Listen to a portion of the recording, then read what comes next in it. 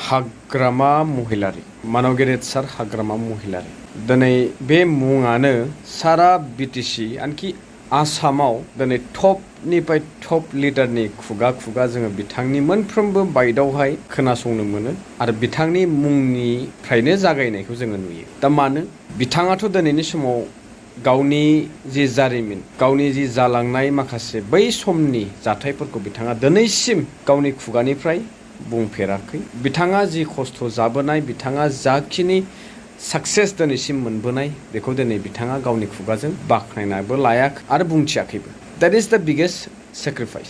मुर्ख जागोन बै बेक्तिया जाय दिनै गावखौनो गाव माने आं ओरै थोरै मावदों होननानैहाय हाइलाइट खालामबाय थायो। बे जाहैबाय खामानिया मावदों आसुगुर जिख्लाबसेजों समान बाख्नायनाया ओरैबायदि माने लाख' जायो। दा बिदिखौ सोर बाहायो? जाय खामानिखौ आसुगुर जिख्लाबसेजों समानल' खिजानि मावदों खोमा फोरमायनाया ओरैबायदि फोरमायो जे माने मोनसे बिराद गिदिर लैथोजों समान बेफोरबायदि। दा बेनिखायनो दिनै मोजांब्लाबो गाज्रिब्लाबो दिनै पजिशन हक रुलिं हक बयबो गावनि बाइटखौ जागायनायनि सिगां बा बैनि बाइटआवहाय जोङो हाग्रामा महिलारि नैबे मुंखौ खोनाग्रोयो। द्याट मिन्स इट्स भेरि माच क्लियार जे दिनै बिटिसि होननानै बुङोब्ला बिटिआर होननानै बुङोब्लाबो जिहेतु मोनसे इम्पसिबल जिनिसखौ पसिबल जादों बिथांजों बिथांनि मावथि लोगोफोरनि नाजानायाव बिथांनि दैदेननायाव दिनै जाखिनि जोङो मोनदों एचिभमेन्ट द्याट आं बर', आं नार्जारि, आं बसुमतारि, आं महिलारि,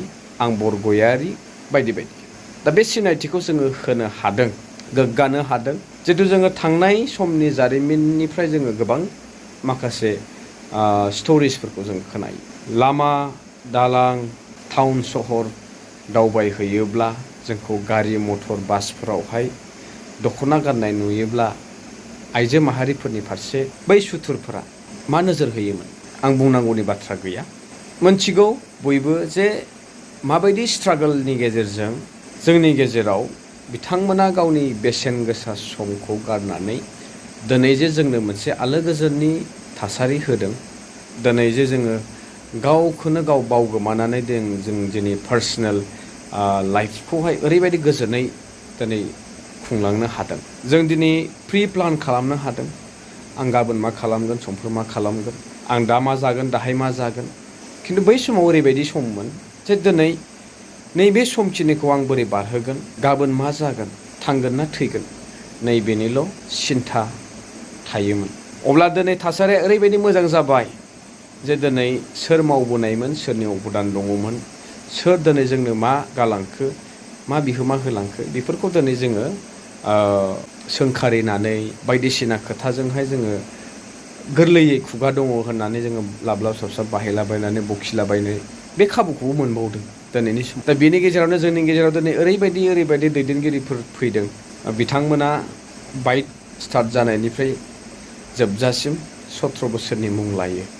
दिनै बे 17 बोसोरावनो बिथांमोनखौ बे बाइट जागायजेननाय आरो बिथांनि बाइट फोजोबनायसिम बे खाबुआ दिनै बिथांमोननो सोरनि अबदानजों मोनबोनाय। दिनै सोरबाया बाख्नायो गावखौनो गाव फोरमायथिनानै लायो ससियेल मिडियानि गेजेरजों। जिहेतु दिनैनि समावहाय बेबो फेसिलिटि जे जोङो गाव गावनो रेकर्ड खालामनानै गाव गावनो बुंनांगौ खोथाखौ शेयार खालामहरनो हायो।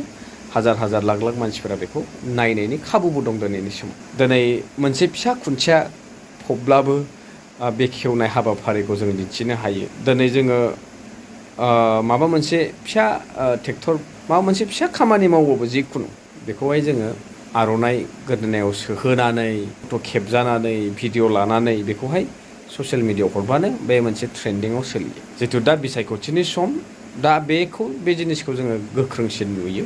नाथाय बिथांमोना मोनसे जिनिसखौ बावदों जानांगौ जे बिटिसि जानाय जायैजों बे खोथाया रिलेट खालामथावा। जिहेतु मबाइल एरा ना डिजिटेल एरा बा बे इन्टारनेटनि एरा जिथु फैदों बियो बिटिसि जानायनि बहुद उनावसो जोंनि बे ओनसोलफोरावहाय बे माने ट्रेन्डिंआव फैदोंमोन। आनखि जों बुङो किपेड मबाइल बा वायारलेस फन बेनि सिगांथ' लेन्डलाइन सोलियोमोन। दा बे वायारलेस फना बिराद मुखुबै थारमाने माब्लानिफ्राय सोलिदों माने बयबो लासावनाय समा नैबे थांनाय जिथु मा बुङो बेखौ 2000 मथा मथि 15-16 सोनिफ्रायसो गोबां माने फेसबुक इउटुबफोरावहाय एक्टिभ जादों। दा खायसे सोंबाय थायो, आं बेनिखायनो बे बाथ्राखौ लाबोदों।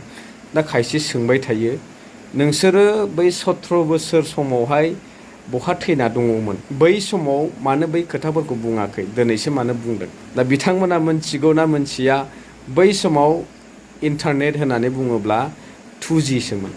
बेबो सोरनाबा स्मार्टफन जुदि दङब्लासो। स्मार्टफनखौ गोरलैयै बयबो लानायनि खाबु मोनामोन, बे एभेलेबलबो नङामोन। आनखि जोंनाव बै समाव नेटवर्कनिबो बिराद क्राइसिसमोन।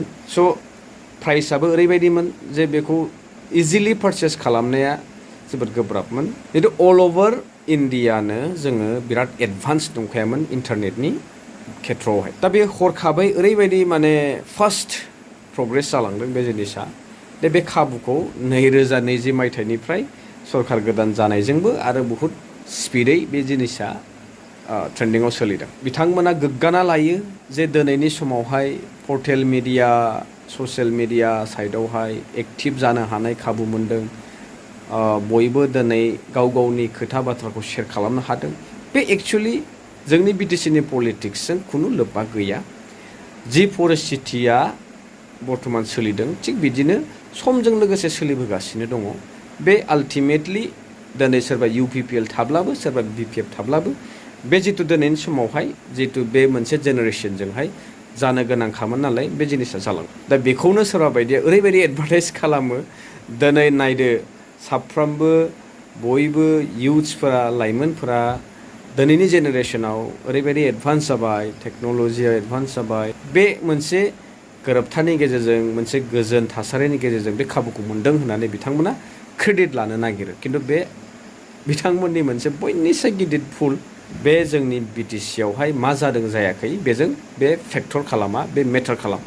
स' पइन्टआव फैफिननोसै, हाग्रामा महिलारी सारा बै समाव बिथांमोननि बे 5 बोसोराव जाखिनि बेखेवनाय जों नुदों, आनखि बे औवानि दालां, बे जेंलाब थेंलाब हेबनानै बानायब्रबनाय दालां, अबावबा ट्रेक्टरसे ट्रेक्टरनै अन्थाइ बाला गारनाय मानि बिथांमोना जे नालेंखर बुख्रुबनानै रिबन फिथा बायदिसिना हानानै आर'नाइ गानजानानै ससियेल मिडियाआवहाय फिसा फिसा क्लिप इन्सटाग्रामाव, गावसोरनि फेसबुक पेजाव, इउटुब शर्ट्सफोरावहाय फोसावलाबायो। दा बेफोरखौ नायनानै जोङो मा बिराद डेभेलप जाबाय होनना बुंनांसिगौ। आं मोनसे सासे टप लिडारनि फेसबुक पेजाव मोनसे क्लिप नुदोंमोन। ओरैबायदि लिरनाय दङमोन, माने आं बेखौ एक्जेक्टलि बावबाय। फिसा फिननिफ्राय लानानै गिदिर एर'प्लेनसिम, माने ओरैबायदि फिसानिफ्राय लानानै गिदिरसिम माने मोनसेबो जिनिसखौ गाराखै। जोङो खना खनलि नायगासिनो दं, खना खनलि मावगासिनो दं, बेबायदि होननो सानदों खोमा। दा बिथांनि मुंखौ आं लाथ'लायला, नोंथांमोना बुजिनो हासिगौ। जिहेतु जों बे सरकाराव जों नुबाय मोनसे ट्रान्सफर्मारखौबो बिथांमोना सरकारनि देन होनानैहाय बेखौ फिथा हास'लायनाय, बेफोरबायदि नुथाय। बबेबा गामि ओनसोलाव लामाया हाब्रु जालांबाय, बेखौ नैबे मुहुर्त समावसो ट्रेक्टरसे ट्रेक्टरनै, टेलारनै टेलारथाम अन्थाइ बाला गारनानै खोफ्लानानै दिनैसो माने मावदों होनना दिन्थिफ्लानाय, बेफोरबायदि जोंनि बर्थमान सोलिगासिनो दङ। खिन्थु बुंनो सानो 17 बोसोरनि सोलाय बिथांमोना बे 5 बोसोराव सुइजारलेण्ड बानायनाय होन्दोंमोन। सुइजारलेण्डआ इम्पसिबल जाखाया, बे बुंनाय बाथ्रासो।